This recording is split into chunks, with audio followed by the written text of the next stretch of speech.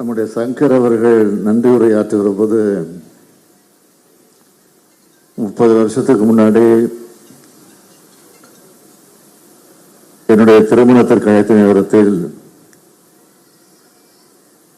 நான் வராமல் போனதை கொஞ்சம் வருத்தத்தோடு எடுத்து சொன்னார். எந்த திருமணம்?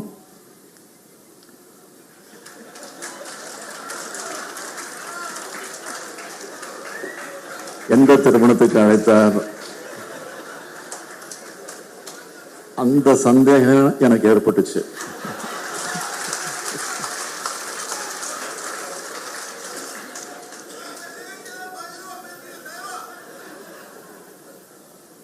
எது எப்படி இருந்தாலும் இந்த மணவிழா நிகழ்ச்சி என்பது நம்முடைய குடும்ப நிகழ்ச்சி. ஆக நாம் எல்லாம் நம்முடைய குடும்பத்திலே ஒரு திருமணம் நடக்கிறது என்று சொன்னால் அதில் எந்த உணர்வோடு கலந்து கொள்கிறோமோ, எந்த உணர்வோடு கலந்து கொண்டு வாழ்த்துகிறோமோ அதே உணர்வோடு தான்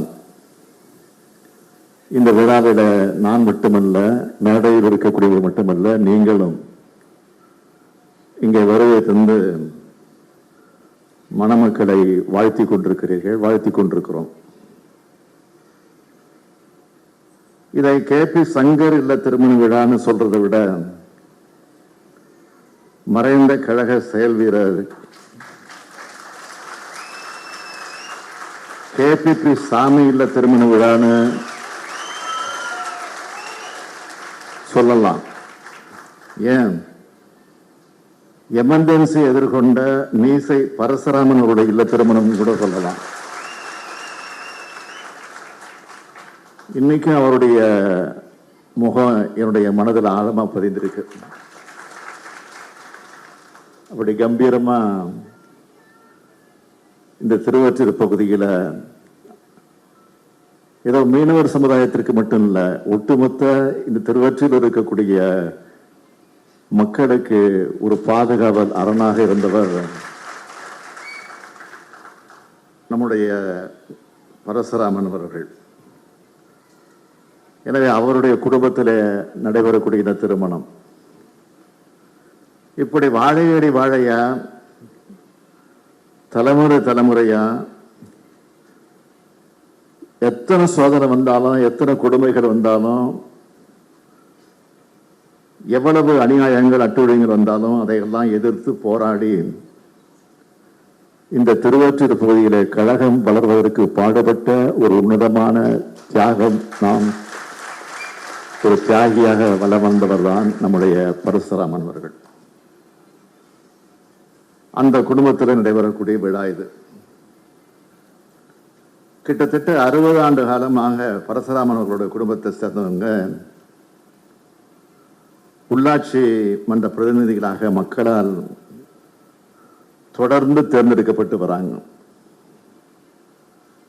கழகம் தொடங்கப்பட்ட நாளில் இருந்து கழக தொண்டரா இருந்தவர் தான். தலைவர் கலைஞரால தான் மீச பரசுராமன் என்று அழைக்கப்பட்டார். முன்னாள் நகர கழகத்தினுடைய அவைத் தலைவராக பரசுராமன் அவர்கள் மிசாவில கைதாகி பல அடக்குமுறைகளுக்கெல்லாம் ஆளாகி இருக்கக்கூடியவர். கழக துண்ட தோல்ல இருந்து எந்த நிமிஷமும் அவர் எடுத்தது இல்லை. எந்த நிலையிலும் யார் கூப்பிட்டும் எந்த பக்கமும் போனதில்லை. கழகம்தான் குடும்பம், குடும்பம்தான் கழகம் என்ற உணர்வோடு வாழ்ந்து காட்டியவர். அப்படிப்பட்ட அப்பாவுக்கு தப்பாம பிறந்த பிள்ளைகள் தான் KPP சாமி அவர்களும் KP சங்கர் அவர்களும். KVK குப்பம் பகுதி மீனவ பகுதி மக்களுக்காக KPP சாமி அவர்கள் ஆற்றிய உதவிகளை பார்த்து 2006 சட்டமன்ற தேர்தல் நேரத்தில்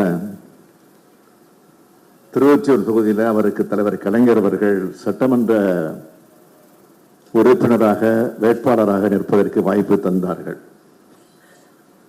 2006 2011 வரை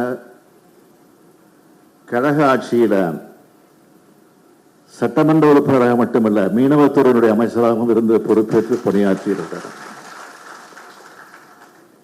மீன்பிடி தடைக்கால நிவாரணம், சுனாமியில வீட்டை இழந்தவர்களுக்கு தொகுப்பு வீடுகள், சுனாமியில பாதிப்படைந்த விசைப்படகுகளுக்கு வழங்கின கடன் தள்ளுபடி உள்ளிட்ட பல திட்டங்களை மீனவ நலனுக்காக செஞ்சு சாதனை படைத்தவர். சட்டமன்றத்திலேயும் மிக சிறப்பாக அவர் எழுந்தாவ இதுல இருக்கிற அதிமுக உட்கார்ந்துருவாங்க.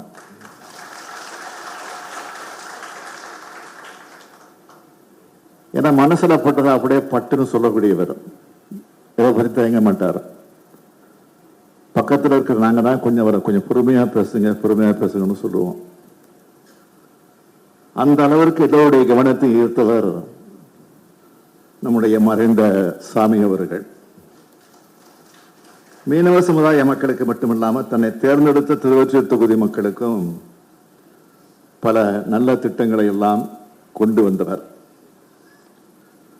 வண்ணாராய்பேட்டையில் இருந்து விம்கோ நகர் வரையிலான மெட்ரோ ரயில் விரிவாக்கத்தையும் கொண்டு வருவதற்கு துணை நின்றவர்.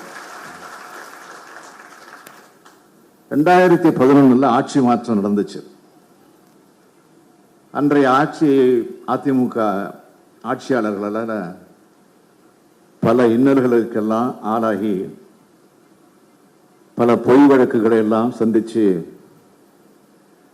சிறையில பல கொடுமைகளை எல்லாம் அனுபவித்தவர் நம்முடைய சாமி அவர்கள். அவர் மட்டுமில்லாம அவர் குடும்பத்தில் இருந்த பிறகும் இந்த அடக்குமுறைகளுக்கு ஆளாகியிருக்காங்க.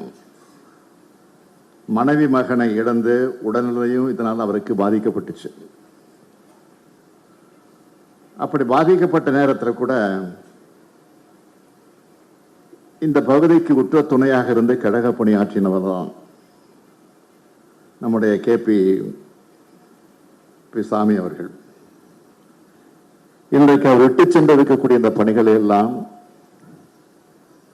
அவரோடு இருந்து அவரோட அனுபவங்களை எல்லாம் பெற்று இன்றைக்கு உற்ற துணையாக இருந்து கழக பணியாற்றி கொண்டிருக்கக்கூடியவர் தான் நம்முடைய KPP சங்கர் அவர்கள். 2011 மாநகராட்சி மன்ற தேர்தலில் போட்டியிட்டு வெற்றி பெற்றார். அது எப்படி சிறையிலிருந்து போட்டியிட்டு வெற்றி பெற்றார்.